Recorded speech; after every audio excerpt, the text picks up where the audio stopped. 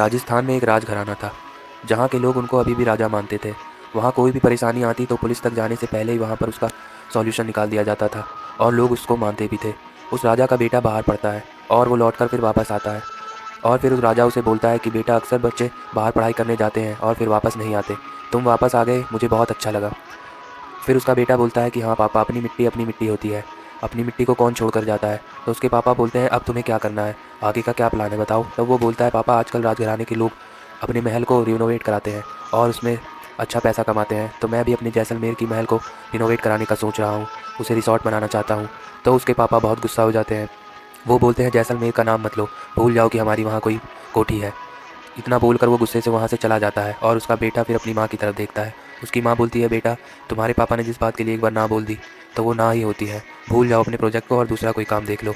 पर वो बोलता है कि मैं भी इनका ही बेटा हूँ, वो ज़िद्दी है तो मैं भी ज़िद्दी हूँ, मैं तो उस महल को रिनोवेट करा कर ही रहूँगा। और वो किसी को बिना बताए वहाँ पर काम लगा देता है। उस महल में मज़दूर काम करना शुरू कर देते हैं, पर वहाँ अलग अलग अजीब अजीब सी चीज़ें होती हैं, अपने आप बाँस टूट कर गिर जाते हैं। तभी एक मज़दूर को कुछ आवाज़ आने लगती है और उसका ध्यान भटक जाता है और वो ऊपर से चुनाई करते करते नीचे आकर गिर जाता है और फिर उसकी वहाँ पर मौत हो जाती है। उसका खून चारों तरफ फैल जाता है और सारे मज़दूर फिर वहाँ उसकी तरफ आते हैं उसे देख करके, पर वो तो मर चुका था। और देखते ही देखते उस मज़दूर की लाश वहाँ से गायब हो जाती है। ये देखकर मज़दूर और हैरान हो जाते हैं और फिर वहाँ ठेकेदार आता है और ठेकेदार बोलता है क्या हुआ, यहाँ काम क्यों नहीं कर रहे हो, तुम लोग काम करो। तब वो मज़दूर बोलते हैं यहाँ एक मज़दूर ऊपर से नीचे गिर गया और उसकी लाश गायब हो गई। तब वो ठेकेदार बोलता है तुम पी कर आए हो क्या, नशा करके मत आया करो काम करने के लिए, चुपचाप से अपना काम करो। और ठेकेदार चला जाता है। तब मज़दूर राजा के पास जाते हैं और उसे जाकर सारी कहानी बताते हैं। फिर राजा अपने बेटे को बुलाता है और उसका बेटा फिर आता है। तब राजा बोलता है कि मैंने तुम्हें मना किया था ना वहाँ काम लगाने के लिए, अब देखो क्या हो गया है।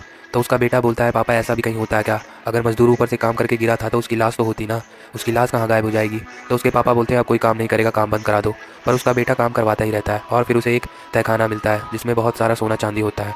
उसे लेकर वो अपने घर आ जाता है और फिर वहाँ रिनोवेट का काम कंप्लीट हो जाता है और वो अपने पापा को भी वहाँ बुलाता है ओपनिंग में। पर उसके पापा मना कर देते हैं और उसकी माँ उसके साथ चली जाती है। वो अपनी माँ को लेकर जाता है ओपनिंग में। वहाँ एक पंडित भी आए हुए होते हैं, वो सबको जल छिड़कने के लिए देते हैं। एक मज़दूर वहाँ जल छिड़क रहा होता है, तभी उसे अचानक से कुछ चोट सा लगता है और वो बेहोश होकर गिर जाता है। फिर उसकी लाश भी अचानक से गायब हो जाती है और फिर पंडित जी उन्हें दरवाजे पर नज़र ना लगने के लिए कुछ बांध कर देते हैं और बोलते हैं कि इसे दरवाजे पर लटका दो। तभी वो लड़का उसे दरवाजे पर लटका रहा होता है, जैसे ही लटकाता है उसमें आग लग जाती है और नारियल नीचे गिर जाता है। नारियल भी आधा काला हो चुका होता है। तब उसकी माँ को शक हो जाता है और उसकी माँ बोलती है कि तुम्हारे पापा ठीक ही बोल रहे थे, हमें यहाँ नहीं आना चाहिए था, मैं बेकार ही तुम लोगों को यहाँ लेकर आ गई हूँ। वो बोलती है अब काम बंद कर दो और चलो। वो उन लोगों को लेकर महल की तरफ चली जाती है और फिर राजा को महल में अजीब अजीब सी आवाज़ें आने लगती है। वो बोलता है कि कौन है यहाँ पर, कौन ऐसे पागल की तरह हंस रहा है, मेरे सामने आओ। तभी वहाँ पर एक डायन आती है और फिर राजा उसे देखकर पहचान लेता है। वो बोलता है चंद्रमुखी। तब वो बोलती है हाँ पहचान लिया ना, तुमने मुझे तड़पा तड़पा कर मारा है, अब मैं तुम्हें भी तड़पा तड़पा कर मारूंगी। तो वो बोलता है कि तुम्हें मैं इस बार तुम्हारा ऐसा बंदोबस्त करूंगा कि तुम दोबारा बाहर नहीं निकल पाओगी। और तभी फिर राजा की पत्नी और राजा का बेटा वहाँ आ जाता है। वो लोग सारी कहानी सुन लेते हैं। वो चुड़ैल बता रही होती है कैसे धन के लिए उसे तड़पा तड़पा कर मारा गया था। ये बात सुनकर वो बोलती है मुझे तो पता ही नहीं था, मुझे तो बताया गया तुम भाग गई थी किसी के साथ। तभी वो अपने असली रूप में आ जाती है और बोलती है अब ये राजा नहीं बचेगा और राजा का गला दबा देती है और फिर उसके धड़ से उसका गर्दन अलग कर देती है और फिर राजा की बॉडी में आग लगा देती है। फिर वो डायन बोलती है अब ये धन श्रापित नहीं रहा, तुम इसका इस्तेमाल कर सकते हो, पर इसका इस्तेमाल लोगों की भलाई के लिए करना।